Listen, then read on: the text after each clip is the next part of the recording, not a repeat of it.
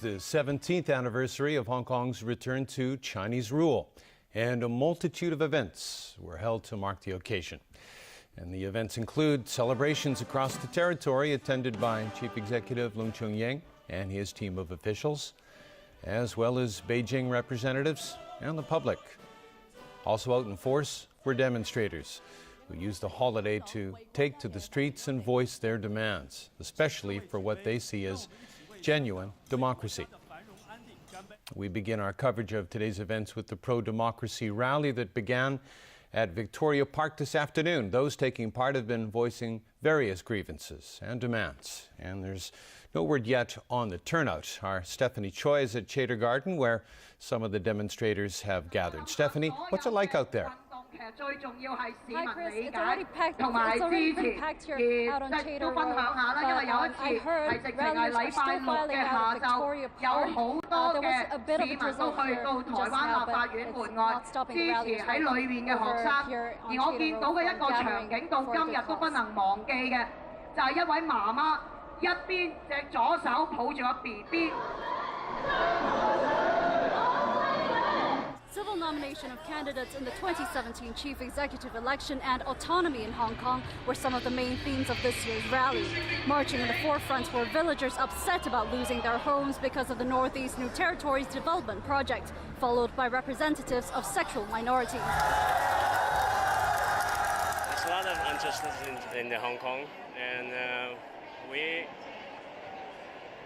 just stand up for ourselves. And I think it's time that we have to tell the government that the government will work for the people, not work for any power. I think the people of Hong Kong just want to be able to choose their own leaders in 2017. The future should be in Hong Kong people's hands. Former Chief Secretary for Administration and Hong Kong 2020 convener Anson Chan said after almost 800,000 people took part in Occupy Central's mock referendum over the past week, a clear message has been sent to the central government and the SAR government that screening of candidates will not be accepted. Some groups from Macau, Taiwan and the mainland showed their support for the Hong Kong ralliers as well.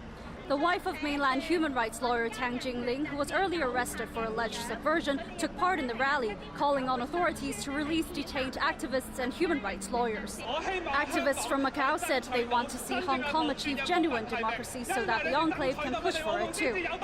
Despite the heat, humidity and unpredictable weather, protesters have flooded 4 lanes of Hennessy Road, and some are even demanding that the police let them use all 6 lanes. A few decided to take matters into their own hands by trying to take down barricades. At one point, Martin Lee, the founding chairman of the Democratic Party, tried to reason with the police while also trying to calm protesters down. Scuffles erupted as some people successfully broke into other lanes, creating traffic disruptions. When the demonstrators reached Wan Chai, they staged a sit-in, demanding the police open up more lanes of traffic to them.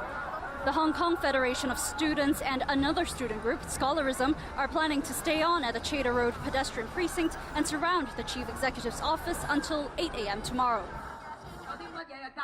As for the ralliers' request for the police to open up all lanes on Hennessy Road for them to pass through, the police said out of traffic and safety considerations that's just not possible. But the organizers are calling on the police to take back that statement. We will have more we'll have more updates later tonight, so do tune in for the latest. Back to you in the studio.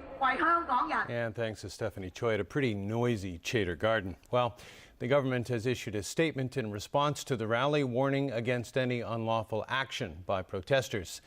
It said it has collected different views from the community during its 5-month public consultation on constitutional development, and that it would faithfully reflect the views received during the consultation period in the consultation report. It reiterated that the idea of civil nomination is against the Basic Law and said it's not conducive to forging consensus on the issue. It also said it respects people's freedom and right to expression, but pointed out that authorities will strictly enforce the law if anyone tries to break it.